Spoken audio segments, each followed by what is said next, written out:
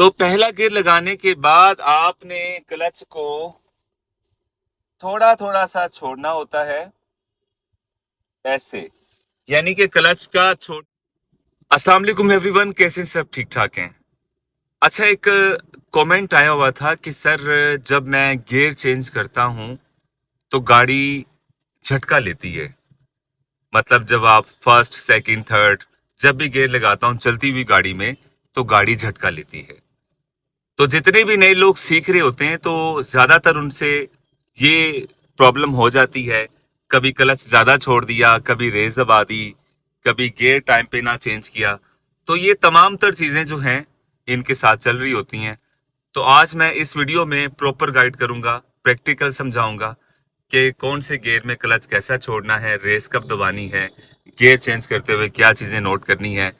तो अगर आप इस चैनल पे नए हैं तो जल्दी से मेरे YouTube के चैनल को सब्सक्राइब कर लें और बेल आइकन के बटन को प्रेस कर लें। Thank you so much.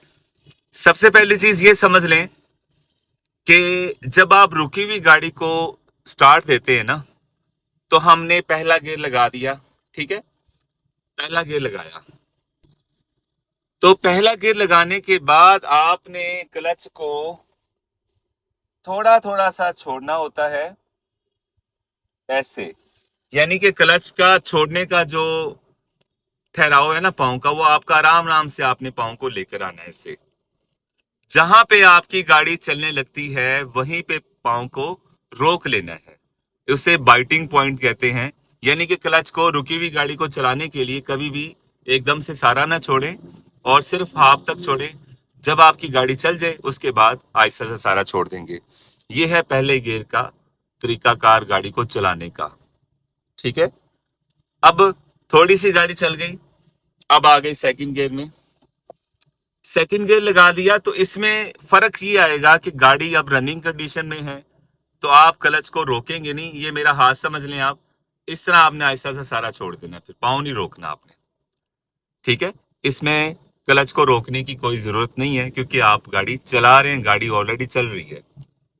तो जब आप थर्ड गियर में आते हैं तो स्पीड 40 से जारी बात ऊपर जा रही है। तो फिर आपका जो क्लच छोड़ने का जो तरीकाकार है ना, वो ये होगा कि आप क्लच को थोड़ा सा जल्दी से छोड़ देंगे, जल्दी से, क्योंकि गाड़ी आपकी तेज होगी, ठीक है? यानी गियरों के साथ साथ क्लच का जो छोड़ने का तरीका है वो भी तब्दील हो जाता है। यानी हर गियर में आपने क्लच को मुख्तलिफ तरीके से छोड़ना होता है। ये नहीं कि एक जैसे पाँव रखना है आपने, ठीक है? तो जैसे जैसे स्पीड बढ़ेगी वैसे वैसे क्लच से आपने पाँव को उसी तरह जल्दी जल्दी उठाना होता है। जब आप फोर्थ गियर में आ गए हैं तो स्पीड आपकी 60 प्लस होने वाली है यकीनन। तो फिर आप क्लच को और जल्दी छोड़ देंगे ऐसे, ठीक है? तो इससे आपकी गाड़ी जो है स्मूथ चलेगी, झटका नहीं लेगी और फील भी नहीं होगा कि कब आपने क्लच दबाया, कब आपने गियर चेंज किया। अब होता क्या है कि आप एक जैसे ही पाँव रखते हैं और एक जैसे ही छोड़ रहे होते हैं क्लच को, चाहे वो चौथा गियर है या पांचवा गियर है, तो इसमें महसूस होता है कि गाड़ी जो है कि थोड़ा सा जो है ना इंतजार किया आपने क्लच को छोड़ने में, गाड़ी चल रही है तेज लेकिन क्लच अभी तक आप पूरा छोड़ ही नहीं रहे। तो ये चीज वहां पे गलत हो जाती है। और उसके अलावा जब आप क्लच छोड़ रहे होते हैं तो पहले से रेस नहीं प्रेस होनी चाहिए। अब होता क्या है कि जैसे फर्ज करें सेकंड गियर है, गाड़ी चल रही है, अब हमने क्लच दबाया लेकिन रेस को आपने वापस ही नहीं किया। यानी कि ये देखें आरपीएम इतना रहा ऊपर, यानी कि गाड़ी चल रही है ना, आपने क्लच दबा दिया, रेस भी नहीं छोड़ी।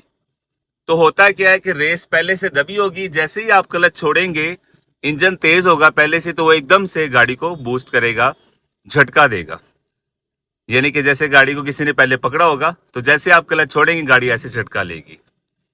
इसलिए जब आप क्लच दबाते हैं, गियर चेंज करते हैं, क्लच दबाकर रेस को छोड़ देना आपने। रेस को छोड़ देंगे, गियर लगाने के बाद जैसे ही क्लच को छोड़ेंगे जहां पे गाड़ी चलने लगेगी वहां पे साथ आपने रेस आहिस्ता आहिस्ता ऐड करनी है। तो ये प्रॉपर चीजों को जरा समझें, सीखें, फिर उसके बाद गाड़ी को चलाएं। प्रॉपर किसी अच्छे से इंस्टीट्यूट में ड्राइविंग सीखा करें। छोटी छोटी बातों का जो है ख्याल रखना होता है आपने, ताकि आपको वो बेहतर से बेहतर गाइड कर सकें। तो बस इन चीज़ों का ख्याल रखें और आज की वीडियो आपको काफ़ी हेल्प करेगी, तो फीडबैक लाजमी दीजिएगा। आपके कमेंट्स मुझे बहुत ज़्यादा हौसला देते हैं। अपना बहुत सारा ख्याल रखिएगा। Thank you so much for. अल्लाह हाफिज़।